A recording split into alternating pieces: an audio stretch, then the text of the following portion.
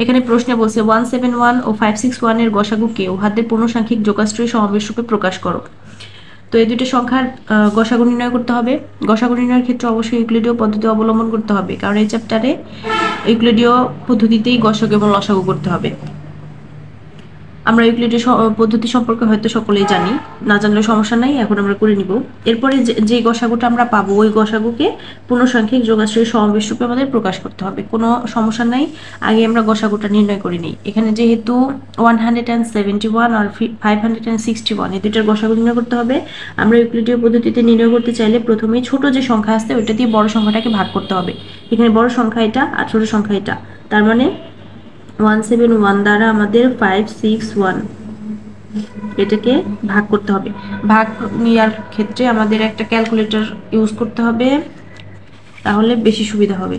তো এখানে 561 divided by 171 equal 3.28, তার মানে 3 বার যাবে। এখানে 3 বার গেলে 171 ইন্টু 3 ইকুয়াল আমরা পাবো 513। আচ্ছা, মাইনাস করব হচ্ছে 561 মাইনাস 561 ইকুয়াল 48। এভাবেই করে নিলাম।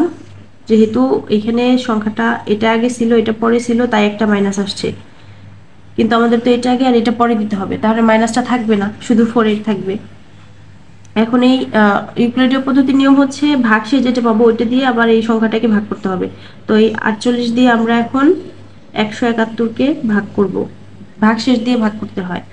এখন 171 divided by 48 equal 3 point something আসছে, তার মানে 3 বার যাবে।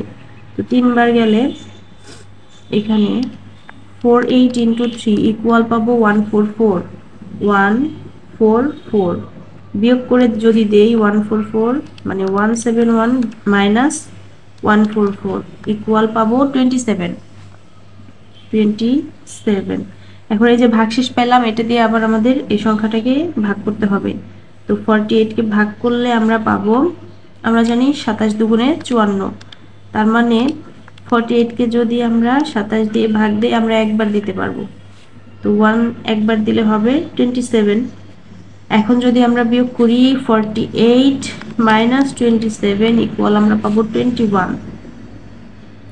21কে আবার এটা দিয়ে ভাগ করতে হবে, 27কে ভাগ করলে আমরা একবার যাবে অবশ্যই 21, তাহলে হবে 6 দিয়ে 21কে ভাগ করতে হবে, তাহলে এটা হয় 3 6 18 4 6 24, তো 3 6 18 দিতে হবে, 3 বার হয়, মানে ভাগশেষ 3 দিয়ে এখন আবার 6কে ভাগ করব, 3 দুগুণে 6, ভাগশেষ হয় 0।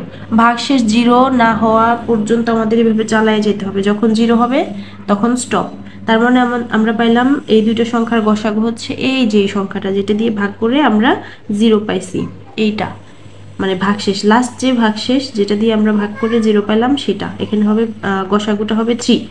তো আমরা এখন জানলাম গসাগু হচ্ছে 3। এখন নিয়ম হচ্ছে এই যে সংখ্যাগুলা মানে এই যে যাদেরকে ভাগ করা হয়েছিল এখান থেকে এটা এটা এটা এটা এটা আর হচ্ছে এটা, এদেরকে আমরা যোগাশ্রয়ী সমাবেশ রূপে প্রকাশ করব। পরবর্তীতে আমরা এই গসাগুটাকে যোগাশ্রয়ী সমাবেশ রূপে প্রকাশ করব। শুরুতেই কিন্তু এই 3টাকে যোগাশ্রয়ী সমাবেশ রূপে প্রকাশ করব না, আগে আমরা এই যে সংখ্যাগুলোকে যোগাশ্রয়ী সমাবেশ রূপে প্রকাশ করব। তাহলে আমরা লিখব এখানে 561 ইকুয়াল আমরা লিখতে পারি এই দুইটা গুণ, মানে দুইটার গুণ করার পরে এটার সাথে যোগ করলে এই সংখ্যাটা আমরা পাবো। এই দুইটা গুণ করব প্লাস এটা, তাহলে আমরা লিখতে পারি 3 ইন্টু 171 প্লাস 48। তো এটা গেল। এরপরে হচ্ছে এই যে সংখ্যাটা 171 ইকুয়াল আমরা লিখতে পারি, তাহলে এই দুইটা গুণ প্লাস এটা, তাহলে 3 ইন্টু 48 প্লাস 27। এরপরে হচ্ছে 48 মানে 48 ইকুয়াল আমরা লিখব 1 ইন্টু 27 প্লাস 21। এরপর হচ্ছে 27 ইকুয়াল আমরা লিখব 1 ইন্টু 21 প্লাস 6। এরপরে হচ্ছে 21 ইকুয়াল লিখবো 3 ইন্টু 6 প্লাস 3। লাস্ট একটা আছে, এটা হচ্ছে 6 ইকুয়াল আমরা লিখবো এই যে 2 ইন্টু 3 প্লাস 0। 2 ইন্টু 3 প্লাস 0, আগে এই সংখ্যা পরে এই সংখ্যা, তারপরে প্লাস দিয়ে এই ভাগ শেষ যেটা থাকে ওইটা। তো এইভাবে আমরা এই সংখ্যাগুলোকে যোগাশ্রয়ী সমাবেশ রূপে প্রকাশ করলাম। এখন পরবর্তীতে আমাদের আবার লিখে করতে হবে আবার। এখন আমাদের যেহেতু মেন কাজটাই হচ্ছে কি এই গসাগু, এই দুইটার গসাগুকে যোগাশ্রয়ী সমাবেশ রূপে প্রকাশ করতে হবে। তো এই দুইটার গসাগু হচ্ছে আমার এখানে 3 হচ্ছে গসাগু।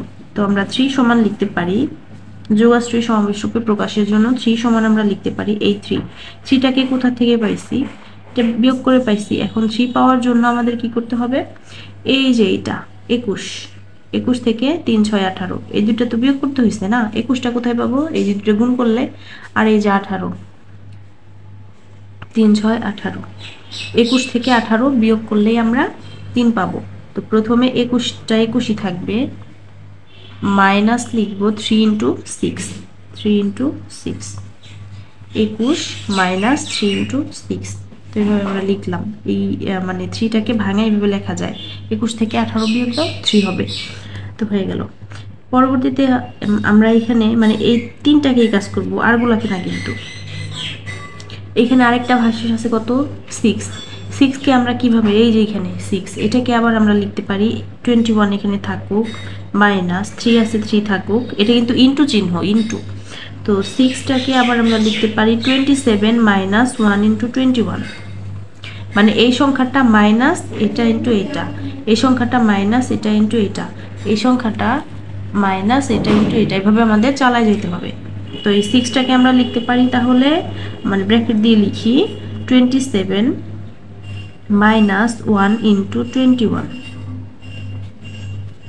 ইকুয়াল আমরা লিখতে পারি 21 মাইনাস, এটা মানে গুণাকারে লিখে দিই, যেহেতু 3টা সবার সাথে গুণাকারে আছে, তো আমরা লিখতে পারি 3 ইন্টু 27, আর এই মাইনাসে মাইনাস হয়ে যায় প্লাস, 3 দ্বারা 1কে গুণ করলে হয় 3 অক্ষে 3 ইন্টু 21।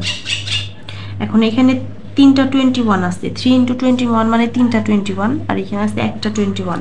তাহলে আমরা যোগ করে দিলে এটাকে লেখা যায় ইকুয়াল 4, যেহেতু প্লাস এটা হচ্ছে প্লাস, তো 4 ইন্টু 21 এটাকে আগে লিখলাম, মাইনাস 3 ইন্টু 27 এটাকে একটু পরে লিখলাম। এখন আবার কি করতে পারি, আমাদের পরের ভাগশেষ কত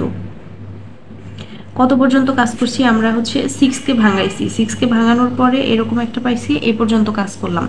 6 এর পরে ভাগশেষ আছে হচ্ছে 21, তার মানে আমরা 21কে ভাঙাবো। এখন 21কে ভাঙাবো, ভাঙায় আমরা লিখতে পারি এখানে 21কে যদি আমরা ভাঙাই লিখতে পারি 48 মাইনাস 1 ইন্টু 27। আচ্ছা, এই 4 থাকলো ইন্টু 21কে লিখতে পারি কি তাহলে, এই যেটা 48 মাইনাস 1 ইন্টু 27, এই যে 48 মাইনাস 1 ইন্টু 27 লিখলাম। বাকি যে অংশটা আছে এখানে মাইনাস 3 ইন্টু 27 এটা থাকলো। এখন 4 সবার সাথে গুণাকারে আসছে, তো গুণ করে দিলে আমরা পাই 4 ইন্টু 48 মাইনাস 4 ইন্টু 27, তারপর মাইনাস 3 ইন্টু 27। তাহলে এখানে থাকে 4 ইন্টু 48, দুইটাই যেহেতু মাইনাস, একটা মাইনাস চিহ্ন দিলাম, আর এটা 4টা 27 আছে, 3টা 27 আছে, তার মানে হচ্ছে 7 ইন্টু 27।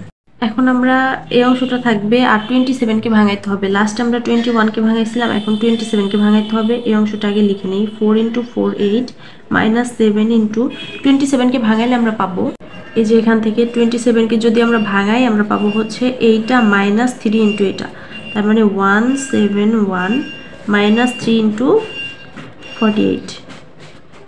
এখন 4 ইন্টু 48, এই 7টা কিন্তু সবার সাথে এখানে গুণাকারে আছে, তো মাইনাস 7 ইন্টু 1 7 1, মাইনাসে মাইনাসে হয় প্লাস, 3 7 21 ইন্টু 48। এখন এই দুটো যদি আমরা যোগ করে দেই আমরা পাবো 25 ইন্টু 48 মাইনাস 7 ইন্টু 1 7 1 ইকুয়াল আচ্ছা, এখন আমরা কাকে ভাঙাবো? আমরা হচ্ছে এই 27কে ভাঙাই এরকম পাইলাম। এখন আমাদের লাস্ট একটা যে ভাগশেষ আছে, এটা কিন্তু লাস্ট 48 লাস্ট ভাগশেষ। এরা কিন্তু ভাগশেষ না, এই যে এরা হচ্ছে কি আমাদের ভাজ্য আর ভাজক। ভাগশেষ হচ্ছে 48 লাস্ট। তার মানে এটাকে আমাদের ভাঙাইতে হবে। এটাকে ভাঙালে আমরা পাবো 25 ইন্টু, এটাকে ভাঙালে পাবো এইটা -3 ইন্টু এটা।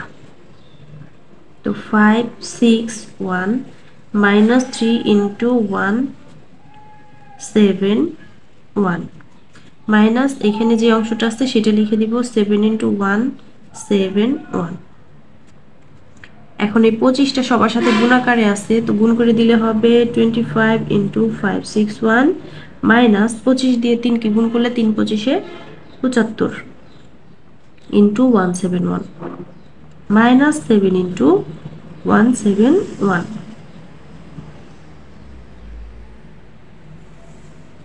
তো এই দুটাই যোগ বিয়োগ করে দিলে আমার এখানে 82 ইন্টু 171 হয়। এটা যোগ করলে হয় 82। প্রশ্নে যেহেতু আমাদের বলছে যোগাশ্রয় সমাবেশরূপে প্রকাশ করার কথা, তো এখানে এই অংশটা ঠিক থাকবে, যা আছে তাই। 5 6 1 মাইনাস আছে, মাইনাসটা কি হয়ে যাবে প্লাস, প্লাস দিয়ে এখানে হয়ে যাবে আমাদের মাইনাস এই অংশটা 82 ইন্টু 171। তো এই হচ্ছে আমাদের অ্যান্সার। এই সেম প্রসেসে বাকি অঙ্কগুলো আমাদের করতে হবে। তো আশা করি এটা বোঝা গেছে।